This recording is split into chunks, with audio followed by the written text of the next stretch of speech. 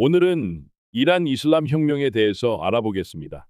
팔라비 2세는 즉위 후 친서방 외교 노선을 취하고 개발 독재를 하면서 서구식 세속 국가를 지향하는 개혁인 백색 혁명을 주도했다. 백색 혁명의 주요 정책은 아래의 목록과 같다. 토지 개혁, 세속주의 지향, 공교육 보급을 통한 문맹률 감소, 여성 참정권, 교육권 보장 및 히잡, 자도르 착용 금지 2. 친서방 정책으로 미국, 영국의 지지를 받은 팔라비 왕조였으나 내부에서는 반발이 적지 않았다. 1950년대에 석유 국유화를 추진하던 모하마드 모사데크 총리와 대립하던 팔라비 2세는 미국과 영국의 도움으로 모사데크를 내쫓고 전제 군주제를 지향했으며 1957년에는 비밀 경찰인 사바크를 만들어 반대파를 탄압했다. 19세기부터 영국과 러시아의 영향하에 있었던 이란에서는 이 일로 반서방 감정이 커졌고 이슬람주의자들도 팔라비 왕조의 세속화 정책에 반발했다. 이란의 좌익 정당인 투데당과 좌익 무장단체인 무자헤딘 헐크, 페다얀의 헐크도 군주제 타도를 목적으로 반정부 투쟁을 일으켰다. 이슬람주의자들도 1963년에 율법학자 아야톨라 루올라 호메이니가 이란 중부의 종교 도시인 쿰에서 샤한샤를 규탄한 죄목으로 체포되자 본격적으로 반정부 투쟁을 벌였고 정부는 호메이니를 터키를 거 다시 프랑스로 추방했다. 호메이니는 해외에서도 국내 이슬람주의자 세력과 연계하여 반정부 운동을 이어갔다. 혁명이 본격적으로 시작된 계기는 1978년 8월 20일에 아바단에서 일어난 렉스 극장 화재 사건이었다. 정부에서는 이슬람주의자의 방화라고 주장했지만 반정부 측에서는 사바크의 방화라고 주장했고 범인의 정체는 정확히 밝혀지지 않았으나 이미 반왕정 시위가 거셌던 정세에 기름을 끼얹은 사건이 되었다. 전국적인 시위가 이어지던 가운데 9월 8일에는 테헤란 동부에서 대규모 시위가 일어났고 군경은 유혈 진압으로 대응했으며 이 사건은 검은 금요일로 불린다. 혁명이 격화되자 당시 나자프에서 파리로 옮긴 호메이니는 육성 카세트 테이프를 통해 이슬람주의자들의 결집을 촉구했고 하산 하비비, 아볼 하산 바니사드르, 사데크 코트브자데 이브라힘 야즈디 등의 해외 반왕정 인사들을 규합했다. 이들의 혁명 이후 행보는 제각각이었지만 혁명 때는 같은 편이었다. 하비비는 혁명 후 이란에 남았고 법무부 장관, 부통령을 맡기도 했다. 바니 사드르는 이란 대통령으로 취임했으나 노선 차이로 호메이니와 노선 차이와 대립 끝에 실각했고 재차 프랑스로 망명했다. 야즈디는 과도 정부에 참여했지만 주 이란 미국 대사관 인질 사건 때 퇴임 후 이슬람 정부에 반대하면서 제야 인사로 활동했다. 코트브자데는 혁명 이후인 1982년에 호메이니 암살 음모 사건에 연루되어 사형당했다.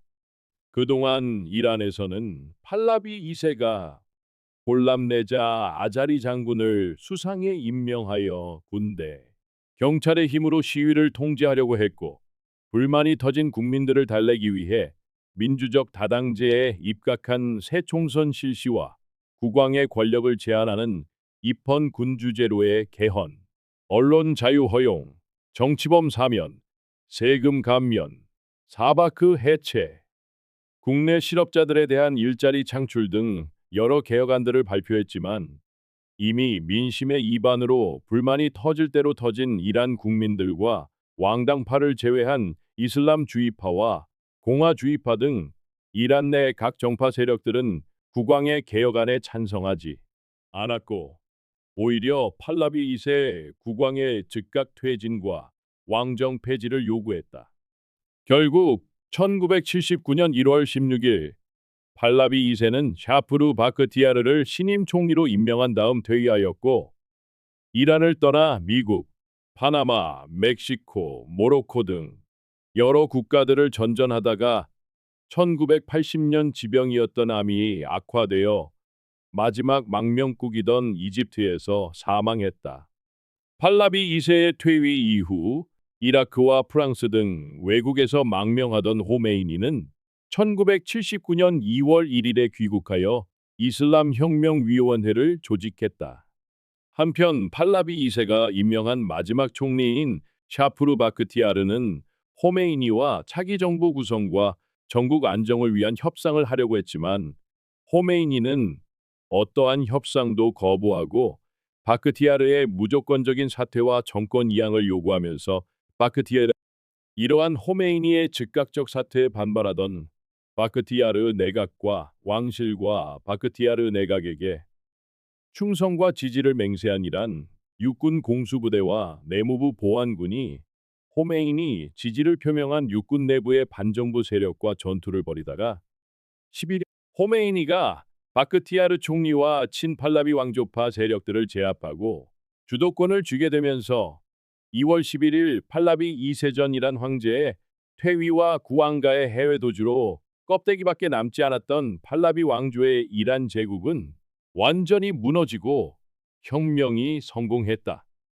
호메이니는 일찍부터 이슬람 율법에 입각하여 이슬람 종교 지도자가 통치하는 신정국가를 세우자고 주장했지만 나머지 혁명을 주도한 다른 정파들은 이에 동의하지 않았다.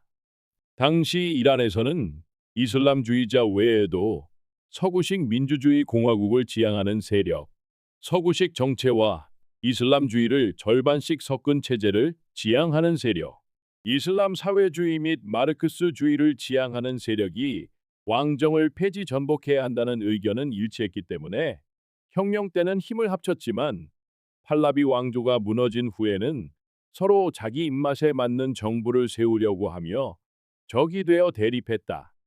크게 나누면 이슬람주의 vs의 속주의의 구도였다. 1979년 3월 30일과 3월 31일에 실시되었던 왕정 폐지 이후 이란의 새로운 정체 수립을 묻는 국민투표에서 발표된 결과는 이슬람 신정국가 수립에 찬성하는 비율이 98.2%였고 이슬람주의자들은 이 투표 결과를 근거로 신정 정부 수립을 추진했다. 하지만 투표율 자체를 의심한 다른 정파들은 당연히 부정 투표라고 주장했으며 이러한 타 정파 세력들의 반발에 이슬람주의 세력들은 암살, 숙청, 공산주의자 몰이로 이들을 억압하거나 공격하기 시작했다. 한편 이슬람주의 진영에서도 샤리아를 어떻게 적용해야 할지를 두고 논쟁이 있었는데 아예 이슬람 종교 지도자가 통치하는 신정체제를 주장한 호메이니와 이슬람과 서구식 민주주의를 절충 혼합하여 공화주의적 제도를 실시하자고 주장한 카젬 샤리아트 마다리 사이에 대립이 있었지만 결국 신정체제를 주장한 호메이니 지지파의 승리로 끝났다. 내부 교통 정리를 마친 이슬람주의자들은 6월 18일에 헌법 초안을 완성했고 율법 전문가회의 임원 73명을 8월 3일 4일에 선거로 선출한 다음 심의 끝에 11월 15일에 이슬람 공화국 헌법을 가결한 후 12월 2일 3일에 국민투표에서 98% 지지율을 근거로 정식으로 이란 이슬람 공화국의 수립을 선언했다. 지금까지 이란 이슬람 혁명을 알아보았습니다. 구독과 좋아요는 영상 제작에 큰 힘이 됩니다.